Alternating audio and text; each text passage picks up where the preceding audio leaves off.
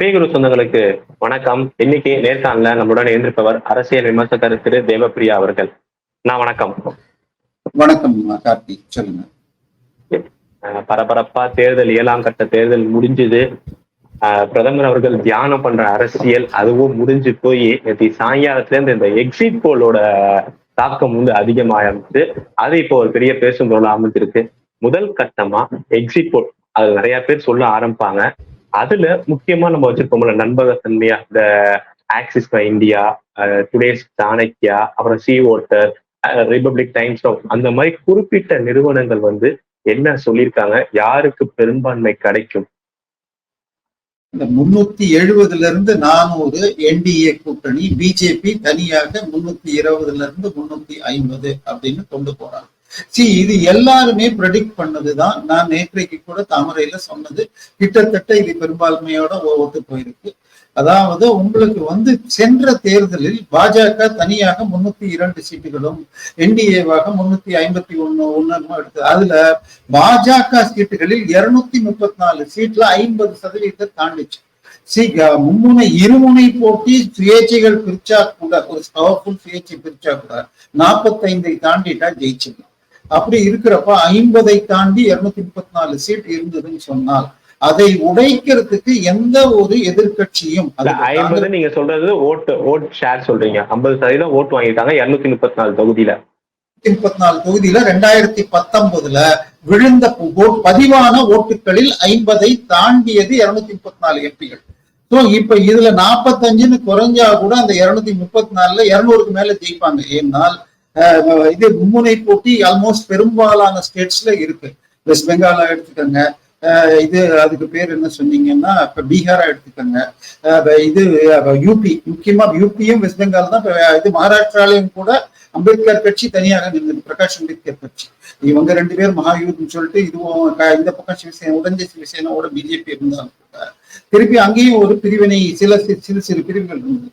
அதனால கிடையாது. இப்ப நேற்று வந்த எல்லா எக்ஸிட் போலுமே 370 400க்கு மேல் பிஜேபி கூட்டணி போகும்னு சொன்னவங்க கூட ஒரு சில தடுமாற்றங்கள் கண்டப்படுதுன்னா மகாராஷ்டிராவை பொறுத்த வரைக்கும் அதிகபட்சம் 36 40 கொடுத்திருக்காங்க. 48 நானும் அதைத்தான் கொடுத்தேன். ஆனால் என்னுடைய கேள்வி என்னன்னு சொன்னால், சிவசேனா கிட்டத்தட்ட இது உத்தவ் தாக்கரே சிவசேனா தான் காங்கிரஸ் கூட்டணியில அதிகமான சீட்ல நிக்குது. ஆனால் அந்த கூட்டணியில இருக்கிற காங்கிரஸ் மற்றும் என்சிபி ஆதரவாளர்கள், அதிலும் பெரும்பான்மையாக சிறுபான்மையினர் முஸ்லிம்கள், இவர்கள் சிவசேனாக்கு போடுவாங்களா அப்படின்னு யோசிச்சால் இந்த ஆங்கிள் யாருமே திங்க் பண்ணல. அதாவது நம்ம பெருமை, இப்ப நீங்க கேட்டீங்க, நீங்க சொன்ன மாதிரி today's Chanakya, axis my India, அதுக்கப்புறம் சி ஓட்டர், இவர்கள் எல்லாம் ப்ரொஃபஷனல்ஸ் டு த கோர். இதில் தமிழ்நாட்டை சேர்ந்த ஐடிபிஎல் திருநாவுக்கரசு அவர்களும் நல்ல முறையில் இப்ப வந்துகிட்டு இருக்கார், அவரையும் சொல்லி ஆகணும். இவர்கள் எல்லோரும் அதே போல இப்ப தனி நிறுவனமாக வந்து கொண்டிருக்கிறார் நினைக்கிறேன் ஜேவிசி ஸ்ரீராம். அவர் நிறுவனத்திலிருந்து பண்ணாம தினமலருக்கும் டைம்ஸ் நோக்கும் கன்சல்டன்டாக இப்ப பண்ணியிருக்கார். இவர்கள் குறிப்பிடும் பொழுது சாதக பாதகங்கள் தன்னுடைய விருப்பம் இல்லாம கள நிலவரத்தை வச்சு சொல்லுவாங்க. ஆனால் அவர்கள் கூட சில இடங்களில் தடுமாற்றம் இருந்ததாக நான் பார்க்கிறேன். உதாரணமாக தமிழ்நாடு டுடேஸ் சாணக்கியா மிகச்சரியாக 10 சீட்டு வரை. இல்ல, தமிழ்நாடு வரதுக்கு முன்னாடி இன்னொன்னு கேட்டுறேன். எங்க இந்த பிஜேபி போன தடவை நீங்க சொன்ன மாதிரியே 303 அவங்க தனியாவே இருக்கிறப்ப இந்த இடத்துல சறுக்கல், பட் அந்த சறுக்கலை இந்த இடத்துல அவங்க மேனேஜ் பண்ணிட்டாங்க அப்படிங்கிற மாதிரி தொகுதிகள், அப்படிங்கிற மாதிரி ஸ்டேட் எது? ஓகே, பிஜேபி சறுக்குகிறதுன்னு சொன்னால் பெருவாரியாக தனியாக அவங்களுடைய பலத்துல இருக்கிற தொகுதின்னு மாநிலங்கள் எடுத்தா ராஜஸ்தான் மற்றும் ஹரியானா. இந்த ரெண்டுலயும் ராஜஸ்தான்ல 25க்கு 25 சென்ற முறை எடுத்தாங்க. இந்த முறை 20 எடுப்பாங்கன்னு நான் சொன்னேன். 18 20 பெருவாரியானவர் கொடுக்குறாங்க. இப்போ இங்க 19ன்னு எடுத்துக்கிட்டா கூட 6 சீட்டு குறையுது. இந்த 6 சீட்டு அப்படியே உங்களுக்கு ஒரிசாலேயே எடுத்துருவாங்க. ஒரிசால 21 தொகுதியில சென்ற முறை 8 எடுத்தாங்க. இந்த முறை 15 19 வரை கூறப்படுகிறது. ஆக்சிஸ் மை இந்தியா 19 21 கூட ஸ்வீப் பண்ணலாம் அப்படிங்கிறாங்க. சரியா? இப்போ அடுத்ததாக பார்த்தால் ஹரியானாவில் என்ன பிரச்சனைன்னு சொன்னால், ஹரியானாவை இதுவரை அதாவது பாஜக ஆட்சிக்கு வரும் முன்பாக ஒரு பெரும் ஜாதி, அதாவது ஜாட்டுகள் மட்டுமே முதலமைச்சராக இருந்தது. அவங்க 20% தான் ஓட்டு, ஆனால் அரசியல் செல்வாக்கு மிக அதிகம். எப்படி உங்களுக்கு தமிழ்நாட்டுல முக்குலத்தோர், வன்னியர்கள் இவர்கள் பெரும்பான்மையாக மக்களோ, ஆனா அவங்க அரசியல் ரீதியாக டாமினேட் பண்ண முடியல.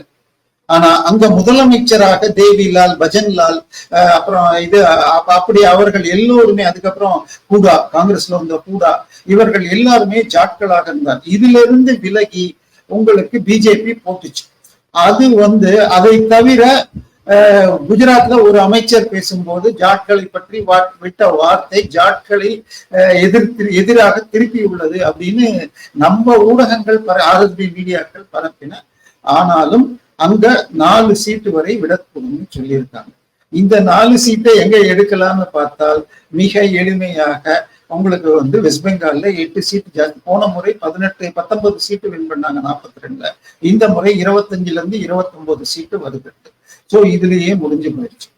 அச்சா, இதுக்கு அடுத்ததாக பார்த்தால் டெல்லியில 7க்கு 7 என்பது 2014-19. இதுலயும் இன்னொன்னு சொல்லணும், டெல்லியில் கடந்த 25 ஆண்டுகளாக மாநில ஆட்சியை அவர்கள் பிடிக்கவில்லை. தொடர்ந்து 15 ஆண்டுகள் ஷீலா தீக்ஷித் காங்கிரஸ் சார்பாகவும், அதற்கு பிறகு ஆம் ஆத்மியிலிருந்து இவர் இருக்கார், இப்ப நம்ம AK-47 என்கிற அரவிந்த் கெஜ்ரிவால் இருக்கிறார். அதனால உங்களுக்கு அதை மீறி 14லும் 19லையும் உங்களுக்கு 7க்கு 7 ஜெயிச்சிருக்கு. இந்த முறையும் 7லும் வாய்ப்பு இருக்கிறது. ஒண்ணே ஒண்ணு, என்னை பொறுத்தவரை சாந்தினி சவுக்ல நல்ல ஃபைட் கொடுக்குறாங்க. அது கடைசி நான் என்னுடைய டாப் அப்ல டைப் ஃபைட் லிஸ்ட்ல வச்சிருக்கேன். அடுத்ததாக மிகப்பெரிய மாநிலம் குஜராத், மத்திய பிரதேஷ், ஹிமாச்சல், உத்தராகண்ட், இதெல்லாம் ஸ்வீப்ஸ். அப்படியே 100க்கு 100ங்கிற மாதிரி மத்திய பிரதேஷ் மாத்திரம் 29ல 28 சென்ற முறை ஜெயிச்சாங்க. நகுல்நாத் அப்படின்னு சொல்லிட்டு இந்த முறை சிந்த்வாரா, அதாவது சிந்த்வாரால தொடர்ந்து 10 முறை கமல்நாத் ஜெயிச்சிருக்காரு. இந்த முறை அவருடைய மகன் நிற்கிறார். பட் சிந்த்வாரா தோற்கிறது, வேற ஏதோ ஒரு சீட்டு வாய்ப்பு இருக்கிறதுன்னு சொல்லிட்டு இது மேக்சிமம் இந்தியா சொல்றாங்க. அதுவும் ரொம்ப டைட்டு தான் சொல்றாங்க. இப்ப இதை மீறி பார்த்தால் முக்கியமான டேர்ன் அரவுண்ட் ஸ்டேட்ஸ், அதாவது தெற்கு நம்ம குமரி முனையிலிருந்து டுவர்ட்ஸ், அதாவது கலிங்கம், ஒடிசா, வெஸ்ட் பெங்கால், இந்த பெல்ட் தான். அதாவது 40 சீட்டுகள் தமிழகம், பாண்டிச்சேரி, கர்நாடகம் 28, 68, கம்பைன்ட் ஆந்திரான்னு எடுத்துக்கிட்டீங்கன்னா 42, 28, 70, 40, 110. உங்களுக்கு கேரளா 20, 130 சீட்டு, ஒரிசா 21, 151, அதோட 42 சீட்டு. வெஸ்ட் பெங்கால சேர்த்தீங்கன்னா 193 சீட்டு. இந்த 193ல பாஜக 50 சீட்டை, 50ல இருந்து 60 சீட்டை தாண்டினது இல்லை இதுவரை. ஆனால் இந்த முறை இதை 75ல இருந்து 80 தாண்டும். இன்னும் பாசிட்டிவான ட்ரெண்ட் வந்தால் 90 தொடும். இதுல வெஸ்ட் பெங்கால்ல ஒரு மிகப்பெரிய, எனக்கு வெஸ்ட் பெங்காலை விட்டுட்டு நம்ம இப்ப ஒரிசா அதையும் விட்டுட்டோம்னு, ஏன்னா ஒரிசாலே நீங்க டபுள் டிஜிட் அதிகமா வரும், நம்பகத்தன்மையான நிறுவனங்கள் சொல்லியிருக்கீங்க. பட் இந்த சவுத்னு ஒண்ணு இருக்குல்ல, நீங்க சொல்ற மாதிரி ஒன்றிணைந்து ஆந்திரா, கேரளா, தமிழகம், கர்நாடகா, இந்த ட்ரெண்ட் எப்படி இருக்கு?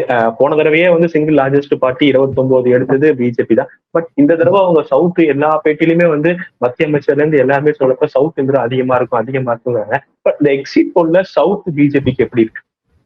சவுத் உங்களுக்கு இது பாத்தீங்கன்னா கர்நாடகால சென்ற முறை 26 ஜெயிச்சது. ஒரு சீட்டு ஜனதாதள் எஸ், ஒரு சீட்டு காங்கிரஸும் ஜெயிச்சது. இது ஜனதாதள் எஸ் இங்க வந்ததுன்னு எடுத்துக்கிட்டீங்கன்னா 28க்கு 27. இந்த முறை ஜனதாதள் எஸ்ஸோட சேர்த்துக்கிட்டா, இது ஒர்ஸ்ட் சினாரியோ 18ல இருந்து 22, பெஸ்ட் சினாரியோ 25 ஜெயிக்க கூடும். கார்கே அவர்கள் சென்ற முறை தானாகவே தோற்றார். பல முறை 8 முறையோ 9 முறையோ அவர் ஜெயிச்ச குல்பர்காவை அவர் இழந்தார்.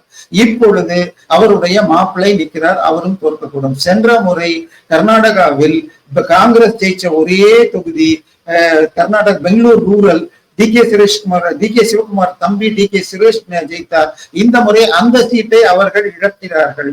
அதில் பிஜேபியுடைய மஞ்சுநாத், ஆனாலும் அவர் யாருன்னு சொன்னா தேவகவுடாவுடைய மாப்பிள்ளை, அவர் ஜெயிக்கிறார். பட் இருந்தாலும் கூட காங்கிரஸ் இந்த முறை 3ல இருந்து 5 சீட்டு அங்கு ஜெயிக்கக்கூடும். அப்படின்னா 1ல இருந்து அங்க 4 சீட்டுகள் வரை அவர்கள் அதிகம் பெறுகிறார்கள். அந்த 4 சீட்டை அவர்கள் கேரளத்திலேயே தோற்கிறார்கள். கேரளத்துல சென்ற முறை 20 சீட்ல 19 சீட்டுகளை யூடிஎஃப் எனும் காங்கிரஸ் கூட்டணி ஜெயிச்சது. அதுல 14 சீட்டுகளை காங்கிரஸ் தனியாக ஜெயிச்சது. 5 சீட்டு வந்து அவங்களுடைய முஸ்லிம் லீக் மற்ற அவங்க அதெல்லாம் அப்படியே ஒண்ணுமே பண்ண முடியாத 50% அதிகமாக மைனாரிட்டிகள் உள்ள தொகுதிகள். அந்த 5 அப்படியே இருக்கும். காங்கிரஸ் இந்த முறை 19ல இருந்து உங்களுக்கு 13ல இருந்து 14 அப்படின்னு யூடிஎஃப் கொடுத்தீங்கன்னா அவங்க 8ல இருந்து 9 ஆகுது. அப்ப 5 சீட் அங்க லூஸ் பண்றாங்க. சோ கர்நாடகத்தில் அவர்கள் என்ன கெயின் பண்றாங்களோ அதை கேரளத்தில் லூஸ் பண்றாங்க. கேரளத்தை பொறுத்தவரை உங்களுக்கு 5ல இருந்து 6 சீட்டுகள் பிஜேபி மிக கடினமான போட்டி கொடுத்திருக்கு. திருவனந்தபுரத்தில் ராஜீவ் சந்திரசேகர், திருச்சூரில் Suresh Gopi is a sure win seat. ஓகேவா? அது நீங்க கணக்குல எடுத்துக்கலாம். கிட்டத்தட்ட அனைத்து போல்ஸ்டர்களும் கொடுத்துள்ள தொகுதி. திருவனந்தபுரம் அது பக்கத்திலேயே இருக்க அட்டிங்கல், இது ரெண்டும் நல்ல வாய்ப்புள்ள தொகுதி. இதற்கு அடுத்ததாக நம்ம பார்த்தீங்கன்னா பாலக்காடு, பதனம்திட்டா, இதுவும் நல்ல ஃபைட் கொடுத்துள்ள தொகுதி. 5 சீட்டுகள் நல்ல ஃபைட்டு. இதுலயும் வயநாட்லயும் நல்ல ஃபைட் கொடுக்குறாங்க. என்னை பொறுத்த வரைக்கும் வயநாட்டுல அது ஓட்டை பிரிக்கிறதாக தான் ஆகுது. என்னன்னா அங்க வந்து மைனாரிட்டிகள் 55% இருக்காங்க, முஸ்லிம் பிளஸ் கிறிஸ்டியன்ஸ். அதுவே உங்களுக்கு ராகுல் காந்தியை கடைசிக்கும் இருக்கிற 40 இவங்க பிரிச்சுக்கிறதுனால பிரச்சனை தான். அதனால உங்களுக்கு 5 சீட்ல பிஜேபி இந்த முறை 30% ஓட்டை தாண்டும். அதுல சுரேஷ் கோபியுடைய வெற்றி உறுதி செய்யப்பட்டது. நான் திருவனந்தபுரத்தில் ராஜீவ் சந்திரசேகர் இவரை தோற்கடிப்பார் என்பதையும் எதிர்பார்க்கிறேன். எனக்கு அதுல மாற்று கருத்து இல்லை. இதுக்கு அடுத்ததாக தமிழகம் வருகிறோம். இப்ப தமிழகம் வாங்க. தமிழகத்துல இவங்க எப்பவுமே சொல்றது இது யாரோட மண், எங்க வேணா ஜெயிக்கலாம், எது வேணா பண்ணலாம், இங்க நுழைய முடியாது. இத்தனைக்கு 4 எம்எல்ஏ இருக்காங்க. அப்படி இருந்தும் இவங்க வந்து இந்த டயலாக் சொல்லிக்கிட்டே இருக்காங்க. ஸோ தமிழகம் எப்படி இருக்கு, நம்பகத்தன்மையான நிறுவனங்கள் என்ன சொல்லி இருக்கு? இந்த ஆக்சிஸ் மை இந்தியா சொன்னதையே வச்சு உங்களுக்கு புரிய வைக்கணும்னா, அவர்களுடைய சாம்பிள் சைஸ் வந்து 4.25 லட்சம், 4,27,863 கொடுக்குறாங்க. அதாவது ஒரு எம்பி மொத்தம் இந்த இந்தியால போல் ஆயிருக்கிறது 56 கோடி. 56 கோடிக்கு 10% போட்டீங்கன்னா உங்களுக்கு வந்து 5.5 கோடி வரணும். 1% போட்டீங்கன்னா 56 லட்சம் பண்ணணும். 1000ல் 1 போட்டா கூட 5.5 லட்சம் பண்ணணும். இவங்க அது எல்லாம் கூட கம்மியா தான் பண்றாங்க. ஆனால் மெத்தடாலஜியில எப்படின்னா சென்ற ஒரு 20 வருஷம் ட்ரெண்டை வச்சுக்கிட்டு அதை வச்சுக்கிட்டு இவங்க ப்ரொஜெக்ட் பண்றதுதான் இது. பட் இது வந்து அலை அடிக்கிற வேகத்தை காட்டும். காத்து இப்படி வருதுன்னா உங்களை தாண்டி போகணும்னா அப்படி ஸ்வீப் பண்ணிட்டு போயிடணும். சோ அவங்களுடைய மெத்தடாலஜி 2 தான். டுடே சாணக்கியா மட்டுமே தான் பெருவாரியாக தமிழகத்தை சரியாக கணிச்சிருக்குன்னு நான் பாக்குறேன். மற்ற எல்லாருமே 3 முதல் 6 வரை 1 to 3 இல்லாட்டி 1 to 6 என்று பிஜேபி கொடுக்குறாங்க. டுடே சாணக்கியா 6ல இருந்து 10ன்னு கொடுக்குறாங்க. இப்ப இவங்க எல்லாரும் என்ன பண்றாங்கன்னு சொன்னால் 2014, 19 இதை எடுக்கிறாங்க. இல்லாட்டி ஈவன் 11 இப்படி எடுத்தாங்கன்னா 1991ல இருந்து 2019 வரை உள்ளதை எடுத்தாங்கன்னா அவங்க 98, 99 விட்டுறாங்க, 2009 விட்டுறாங்க. அதாவது எப்பெல்லாம் திமுக ஆட்சி தமிழகத்துல இருந்திருக்கோம், 96ல திமுக ஆட்சி வந்தது. அப்பொழுது ஜெயலலிதா அவர்கள் 98ல ரைட் டவுன் அந்த பாட்டம் அவங்க சீட்டை அவங்க பர்கூர்ல தோத்தப்ப குஜராத் ஆட்சியும் அதற்கு பிறகு தேவகவுடா ஆட்சியும் வந்து 9-10 மாசம் கூட தாண்ட முடியல. மத்தியில நிலையான ஆட்சி தர முடியும்னா அது பாஜக தலைமையில் அடல் பிகாரி வாஜ்பாய் தருவார்னு உணர்ந்து அவர்கள் கீழடியில கூட்டணி வச்சப்ப 98ல 30 சீட்டை எதிர்கட்சியான அதிமுக ஜெயிச்சு காட்டியது. அப்பொழுது 3 சீட்டுகளை அவங்களுக்கு பிஜேபி வென்றது. அவங்க ஜெயிச்ச 3 சீட்டு பார்த்தால் கோயம்புத்தூர், இது நீலகிரி மற்றும் திருச்சி, இது ரங்கராஜன் குமார் ஜெயிச்சது. 99ல அது இன்னும் 1 சீட்டு. அப்ப 99 ஒரு வருடம் முடிகிற அந்த சூழ்நிலையில திமுக ஆட்சியை கலைக்கணும்னு ஜனநாயக விரோதமா ஜெயலலிதா கூறிய பொழுது அதை மறுத்ததால் சுப்பிரமணிய சாமியோட சேர்ந்துட்டு சோனியா கூட டீ பார்ட்டி கலந்துகிட்டு ஆட்சியை கலைச்சாங்க. ஆனால் திமுக உடனே அந்த பக்கம் போய் சப்போர்ட் கொடுத்து அந்த கூட்டணி அங்கு சென்றது. 99ல் மறு தேர்தல் வந்தது. அப்ப பார்லிமெண்ட்ல இது நம்பிக்கையில்லா தீர்மானம் வந்தப்ப ஒரிசாவிற்கு சீஃப் மினிஸ்டராக தேர்ந்தெடுக்கப்பட்டு ராஜினாமா செய்தவர் ஒரு போட்ட ஓட்டினால் செல்லாத ஓட்டை அலோ செய்த வாஜ்பாய் பிஜேபி அரசு. அதாவது ஜனநாயகம் என்றால் முழுமையாக சரி, இன்று வரை மாலை வரை அவருடைய ரிசிக்னேஷன் அக்செப்ட் பண்ணியாச்சு. பட் லீகலி அன்னைக்கு சாயந்தரம் முடிகிற வரைக்கும் உண்டுன்னு சொல்லி கிரிதர் கமங்க ஓட்டை அலோ பண்ணலன்னால் நிச்சயமாக அன்னைக்கு அந்த எலெக்ஷன் தவிர்க்கப்பட்டிருக்கும். ஆனாலும் நம்ம தமிழக மக்கள் புரிஞ்சுக்கிறதுக்காக 99 எலெக்ஷன்ல கூட்டணி மாறியது. அதாவது யாரெல்லாம் அதிமுகவோடு அப்பொழுது இருந்தார்களோ அவங்க எல்லாம் திமுக வந்துட்டாங்க. தமாக திமுகவோட இருந்தது, அந்த தனியாக போயிடுச்சு. அந்த தேர்தலிலும் திமுக கூட்டணி 29 சீட்டு ஜெயிச்சது. அதுல உங்களுக்கு 4 சீட்டை பிஜேபி ஜெயிச்சது. போன தடவை ஜெயிச்சதை விட பொன்னார் அதிகமாக ஒரு சீட் ஜெயிச்சாங்க. இதுக்கு அடுத்த தேர்தல் உங்களுக்கு 2004 ஸ்வீப் ஆக ஆரம்பிச்சிருச்சு. அந்த 2004 திமுக கூட்டணி ஜெயிக்க மிகப்பெரிய காரணம் எஸ்மாங்கிற ஒரு சட்டத்தை, எசென்சியல் சர்வீசஸ் ஆக்ட்னு சொல்லிட்டு அரசு ஊழியர்கள் மேல சில மிகப்பெரிய ஒரு அதிர்ச்சியை இவங்க செய்திருந்தார்கள். அதுக்கப்புறம் மதமாற்ற தடை சட்டம் கொண்டு வந்தாங்க. இதே கோயில்களில் பலிகள் கொடுப்பதை தடுக்கிற சட்டம் ஜெயலலிதா கொண்டு வந்திருந்தாங்க. இதெல்லாம் ஒரு எதிர்ப்பை கிளறியது அப்படிங்கிறது காரணம். 2009 திருப்பியும் ஜெயலலிதா, இப்ப 2006 திமுக ஆட்சி வந்துச்சு. அப்ப அவங்க ஸ்வீப் பண்ணுவாங்களான்னு பார்த்தா இல்லை. கிட்டத்தட்ட திமுக மிகப்பெரிய இழப்பை சந்தித்தது. கூட்டணியில 28, 29 ஜெயிச்சாங்க. ஆனால் அதிமுக நிறைய சீட்டுல அந்த தடவை ஜெயிச்சாங்க. எப்பெல்லாம் தமிழகத்தில் திமுக ஆட்சி கடந்த 30 ஆண்டுகளில் வந்ததோ அப்பொழுது இந்த கிளீன் ஸ்வீப் ஆனதில்லை. ஆனால் பெருவாரியான போல்ஸ்டர்ஸ், இப்ப today's my India, axis my India இருக்கட்டும், சிஓகா இருக்கட்டும், இவர்கள் எல்லாரும் ஆவரேஜ் ஆஃப் போல்ஸ் எடுக்கிறப்ப இந்த டேர்னிங் பாயிண்ட் அவர்கள் பார்க்கவில்லை. அவர்களுடைய சாம்பிள் சைஸ் குறைவு. எனவே நான் மிக நிச்சயமாக என்னை பொறுத்தவரை 3 to 8 சீட் வரைக்கும் பிஜேபி கூட்டணி ஜெயிக்கும். அதிமுக 2 அது ஓகே. பட் ஆனா இந்த தமிழகத்துல கண்டிப்பா தாமரை மலர்றதுன்னு சொல்லியிருக்காங்களா எல்லாருமே? நீங்க சொல்ற மாதிரி இந்த சாம்பிள் சைஸ் உங்களுக்கு கருத்து வேறுபாடுகள் இருந்தாலுமே பட் கண்டிப்பா பிஜேபி தமிழகத்துல கால் ஊண்டுங்கிறது உறுதி செய்யப்பட்டது. குறைந்தபட்சம் 1 கொடுக்கறாங்க. ஐ மீன், அதிகமாக மதிக்கிறவர்கள் குறைந்தபட்சம் 1 திருநெல்வேலி சீட்டை கொடுக்கறாங்க. பிரதீப் இவர் சொல்றப்போ ராமநாதபுரமும் மிக நிச்சயமாக ஜெயிக்கிறதுனால தென்காசி பைனல்ல ஃபைட் கொடுக்கறதுன்னு சொல்லியிருக்காரு. அதே நம்ம தினமலர் சார்பாக ஆக்சிஸ் டுடேஸ் சாணக்கியாவில் முன்பு இருந்த ஜேவிசி ஸ்ரீராம், அதே போல ஐடிபியில் திருநாவுக்கரசு, இவர்கள் கோவையும் மிக நிச்சயமாக வெற்றி பெறுகிறதுன்னு சொல்லியிருக்காங்க. அதை தாண்டி தேனி, சிவகங்கை, வேலூர் சொல்றாங்க. எனக்கு சற்றே உடன்பாடு இல்லை. வேலூர்ல சென்ற முறை இடைத்தேர்தல் மாதிரி நடந்தது. உங்களுக்கு அதிமுகவுடைய ஆட்சியும் இருந்தது, சென்ட்ரல்ல நம்ம ஆட்சியும் இருந்தது. அப்படிங்கிறப்போ தனியாக நடந்ததுனால உங்களுக்கு கிடைத்த வெற்றி அந்த 8000 லீடு தான், அதை எடுக்க முடியுங்கிறாங்க. என்னை பொறுத்தவரை அது செப்பரேட் ஆயிட்டாக தான் இருக்கும். ஆனால் சிவகங்கை, தேனி, கோவை, இந்த சீட்டுகள் எல்லாம், பாண்டிச்சேரி, இதெல்லாம் பாண்டிச்சேரியை பத்தி யாருமே சொல்லல. அவங்க நடத்தலையா என்னன்னு தெரியல. சுரேஷ் சாணக்கியா கவுண்ட்ல வருதே தவிர எந்த ஒரு போல்ஸ்டரும் பாண்டிச்சேரியை பத்தி சொன்னதாக என் கண்ணில் படல. சோ தமிழகத்தில் 3 to 8 சீட். ஓட் பேங்க் எப்படி இருக்கு தமிழகத்துல? பாஜக எந்த அளவுக்கு ஓட் பெர்சன்டேஜ் இன்க்ரீஸ் ஆயிருக்கு? அது 3வது இடத்துல வந்திருக்கா, 2ஆம் இடம் வந்திருக்கா, எந்த அளவுல இருக்கு? தினமலரை பொறுத்தவரை 2வது இடத்துல வந்திருக்கு, 25.7. இது அதிமுக 24 என்று இதை விட 1% கம்மியா இருக்கு. பட் மற்ற பெரும்பாலான போல்ஸ்டர்ஸ் 15 to 20, அதிமுக 20 to 21. அதாவது 2019 கூட்டணியாக என்ன வாங்கினாங்களோ அதிமுக அதுலதான் இருக்கு. இப்ப பிஜேபி அந்த 20 நோக்கி செல்லுகிறது என்றால் தேசிய, அதாவது இதுல என்ன விஷயம் சொன்னா ஜேவிசி ஸ்ரீராம் ரொம்ப அழகா சொல்லியிருப்பார். அதிமுகவோடு கூட்டு செல்லும் பொழுது அதிமுகவுடைய ஓட்டு பாஜகவிற்கு டிரான்ஸ்பர் ஆகவில்லை, பாஜகவுடைய ஓட்டு அதிமுகவுக்கு டிரான்ஸ்பர் ஆகிறது. அதாவது கோயம்புத்தூர்ல நீங்க 2014 தேர்தலில் எவ்வளவு ஓட்டு இவர் வாங்கியிருந்தாரோ அதே ஓட்டை தான் 2019 வாங்கியிருப்பார். அதனால உங்களுக்கு அதிமுக ஓட்டுகள் டிரான்ஸ்பர்ல ப்ராப்ளம் இருக்குன்னாங்க. அதனால இந்த கூட்டணி இல்லாமல் இருந்தது மிகச் சரியாக இருக்கும்.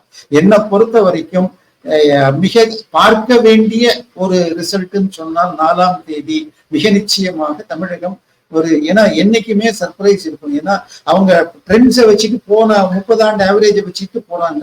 அந்த இதுல எப்பெல்லாம் எதிர்கட்சி திமுக ஆட்சி இருந்ததோ, எப்ப நிலையான ஆட்சியை தருவதற்கு பாஜக இருக்குதுன்றதோ அப்பெல்லாம் வரும். ஈவன் 2014 தேர்தல் எடுத்துக்கிட்டீங்கன்னா அந்த தேர்தலில் பாஜக தனியாக நின்று 18.9% வாங்கிச்சு.